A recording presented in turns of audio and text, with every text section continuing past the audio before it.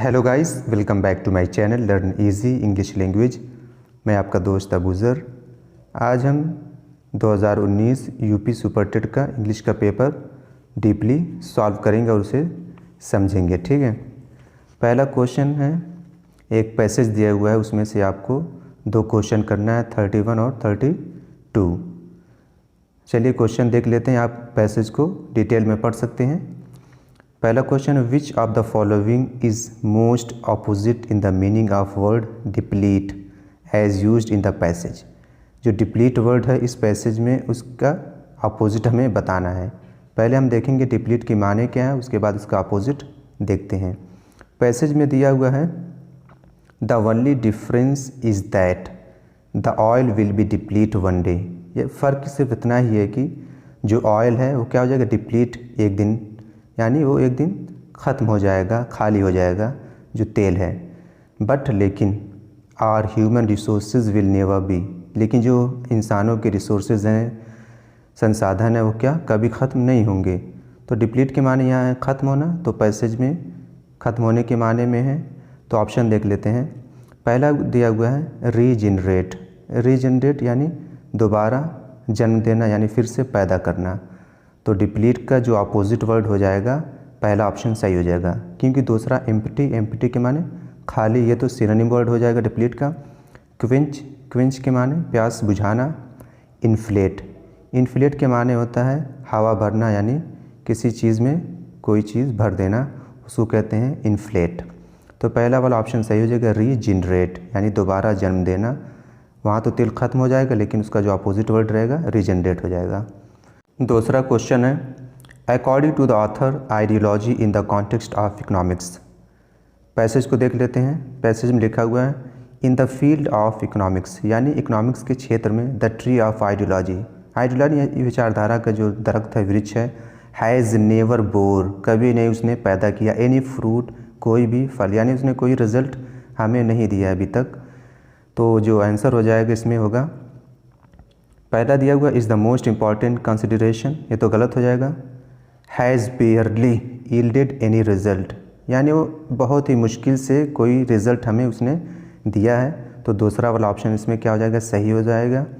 तीसरा और चौथा भी क्या हो जाएगा, गलत हो जाएगा। नेक्स्ट देख लेते हैं, fill in the blank with the correct pronoun in the following sentence. आपको सही प्रोनाउन भरना है। नीचे एक सेंटेंस दिया हुआ है, वन शुड लव, उसके बाद खाली जगह दिया हुआ कंट्री। वन यहाँ जो दिया हुआ है ये इंडेफिनिट प्रोनाउन है, यानी निश्चित नहीं है किसके बारे में बात हो रही है।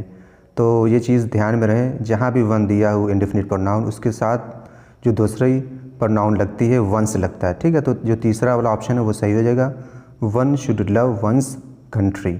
अगर कोई नाम वगैरह दिया होता है, लड़की या लड़का या कोई और भी प्रोनाउन होता, तो वहाँ हीज़ हर या माई उसी हिसाब से लगता है, लेकिन वन के साथ हमेशा वंस का इस्तेमाल होता है। नेक्स्ट देखते हैं, the number of vowel and consonant sounds in English is indicated respectively by, यानी इंग्लिश लैंग्वेज में जो वावेल और कॉन्सोनेंट के साउंड्स, यानी उसकी आवाज़ कितनी होती है टोटल। यहाँ पर वावेल और कॉन्सोनेंट लेटर नहीं पूछा, यहाँ साउंड्स पूछा है। तो ठीक है, ऑप्शन देख लेते हैं। पहला दिया हुआ 22 और 22, दूसरा 5 39, तीसरा 10 34, चौथा 20 24। जो इसका सही आंसर है चौथा रहेगा 20 और 24। 20 जो होती है साउंड्स होती है वावेल की, और 24 कॉन्सोनेंट की। इसके बारे में हम कभी डिटेल से देखेंगे। ठीक है, तो चौथा ऑप्शन इसमें सही हो जाएगा। 35 वाला क्वेश्चन देखते हैं, identify the direct narration of the given sentence. आपको डायरेक्ट नरेशन पहचानना है। जो नीचे दिया हुआ है वो इनडायरेक्ट में है, आपको डायरेक्ट में पहचानना है। सेंटेंस है, Atul informed his friend that he could make use of his bike while he was away, यानी अतुल ने अपने दोस्त को इन्फॉर्म किया कि वो अगर जब बाहर चला जाए, यहाँ से कहीं दूर चला जाए, तो वो उसकी बाइक को इस्तेमाल कर सकता है। ये दिया हुआ है इनडायरेक्ट में, आपको डायरेक्ट बनाना है। तो 4 ऑप्शन दिया हुआ है, तो इसमें ऑप्शन जो रहेगा सही वो तीसरा हो जाएगा। जो सबसे आसान तरीका है पहचानने की यही है कि आप सेंटेंस पहले पढ़ेंगे, Atul informed his friend that he could. हमें मालूम है कैन को हम चेंज करते हैं कुड में, और जिस सेंटेंस में यहाँ कुड दिया होगा वो ऑप्शन सही हो जाएगा। पहले हम दिया you will make use of my bike, will का इस्तेमाल किया हुआ है तो ये गलत हो जाएगा टोटल, और दूसरा वाला भी क्या हो जाएगा गलत। तीसरे में दिया हुआ है Atul said to his friend you can make use of my bike while I am away, ठीक है, कैन को हम चेंज करते हैं कुड में, तो तीसरा ऑप्शन सही हो जाएगा।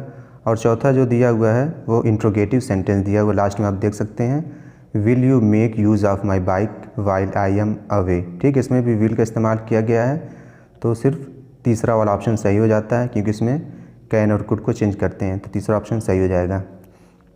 36 देखते हैं, identify the parts of speech of the underlined word in the following sentence. आपको पहचानना है कि कौन सी पार्ट ऑफ स्पीच है। He is intelligent enough to solve this sum, यानी वो काफ़ी ज़हीन है, बुद्धिमान है इस जोड़ को हल करने के लिए। तो जो इसमें दिया हुआ ही इज़ इंटेलिजेंट, ही प्रोनाउन हो गया, इंटेलिजेंट ज़हीन यानी एडजेक्टिव है, उसकी सिफत बता रहा है, विशेषण है। तीसरा बचा हुआ इनफ, इनफ हमें इंटेलिजेंट के बारे में और ज़्यादा जानकारी दे रहा है। हमें मालूम है कि एडवर्ब किसी एडजेक्टिव या किसी वर्ब या किसी दूसरे एडवर्ब को मॉडिफाई करता है, ठीक है। तो ऑप्शन देख लेते हैं, पहला दिया हुआ एडवर्ब, तो पहला ऑप्शन सही हो जाएगा। दूसरा एडजेक्टिव दिया हुआ है, एडजेक्टिव तो इंटेलिजेंट है, हमें बताना है अंडरलाइन वाला, ठीक है। तीसरा दिया हुआ प्रपोजिशन, तो प्रपोजिशन इसमें टू दिया हुआ है, ठीक है। बचा नाउन, इसमें जो नाउन है इसमें कोई भी ये सम जो दिया वो क्या है इसमें नाउन हो जाएगा, ठीक है। तो पहला वाला ऑप्शन जो है एडवर्ब सही हो जाएगा। नेक्स्ट देखते हैं, find out the subject in the following sentence. आपको सब्जेक्ट इसमें फाइंड करना है। On the top of the hill lives a hermit, यानी जो टॉप ऑफ द हिल यानी पहाड़ के ऊपर लिव्स रहता है, अ हर्मिट साधु संत जो है उस पर एक रहता है, तो उसमें जो सब्जेक्ट हो जाएगा on the top of the हिल, ये क्या हो जाएगा सब्जेक्ट, और दूसरा जो पार्ट बचा हुआ है लिव्स अ हर्मिट, ये हो जाएगा प्रिडिकेट। तो जो चौथा वाला ऑप्शन है वो सही हो जाएगा। हमें मालूम है एक सेंटेंस के दो हिस्से होते हैं, पहला सब्जेक्ट और दूसरा प्रिडिकेट।